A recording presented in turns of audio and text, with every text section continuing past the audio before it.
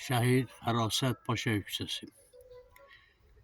Fərasət Paşayevin 92-93-cü illərdə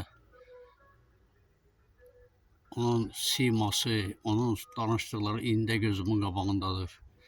Bu oğlan əsl vətənpərvər, qəhrəman bir əsgər kimi yetişdi və həyatdan getdi. Necə Sami? O görürsən bizim küçə Fərasət Paşayevin adını daşıyan küçə necə bərbad vəziyyətdədir. Hacı Mirzə Ağagilin evinin yanından o ayrılan hissə, bax görürsən, mən həmişə istəmişəm yaxşı şeylər çəkim. Amma məcburam belə şeyləri çəkim ki, həm gediş-gəlişə mane olur, həm də şəhidimizin adına layiq olan küçə olmalıdır. Boracaqda ən bərbad küçələrdən biridir. Elə də amin? Elədir, göz qabağındadır. Bəli, göz qabağındadır. Amma Boracaqda başlanan bu asfaltlama işi, belə transformatorla çəkirəm ki, bütün Boracaqın, transformatorun örtüklərini düzəltdilər, qoydular yerinə. Amma gəldilər bizim məhəlləyə çatanda bicanəlik, laqeydlik, başdan sovduluq və s. Yəni Boracaqda başlanan bu asfaltlama işi Allah eləsin ki, bizim bu küçəyə də gəlsin, çıxsın. Rusların bir məsəli var, amin, buranda bax.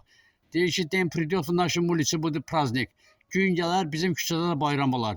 İnşallah arzu eləyək ki, bizim küçəni də asfaltlasınlar. Bu da bizim Seydəkin ocağıdır. Hələ görünmür bu yandan. Gedim şəhidin şəklini çəkim. Baxın, bax, bu bizim transformator. Açıq havada, ağacların altında, təhlükəli vəziyyətdə.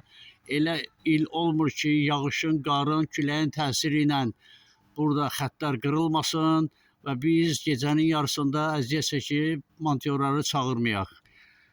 Bəli, gecə isti yorğandan montyorları narahat edirik, gəlirlər, o təmir işinə başlayırlar. Olmaz ki, buna bir örtük çəksinlər başqa yerdə ki, olduğu kimi, başqa yerlərdə elədikləri kimi.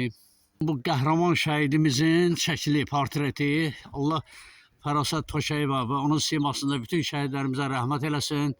Və o da elə bir intizarla gözləyir ki, nə vaxt gələrlər, bu küçəni abadlaşdırarlar. Bu küçə də böyük küçədir. Bu küçə şəhidimizin adına bunu layiq eləmək lazımdır. Abadlaşdırmaq lazımdır. Üstəlik də gələn il Boracaq qəsəbəsinin qəsəbə statusunun verilməsinin neçə illiyidir? 60 illiyi. Bu küçə yaddan çıxmamalıdır. Şəhidlərimizin heç biri yaddan çıxmamalıdır. Allah hamısına rəhmət eləsin. Bu küçə, bu Seydəkin ocağının qabağından keçən küçədir. Bu küçəni əsasən bu ocağın adı ilə tanıyırlar. Elə bizim evə gələnlər də çoxu bu ünvanla gəlirlər. Allah eləsin tezliklə küçəyə əncam çəksinlər.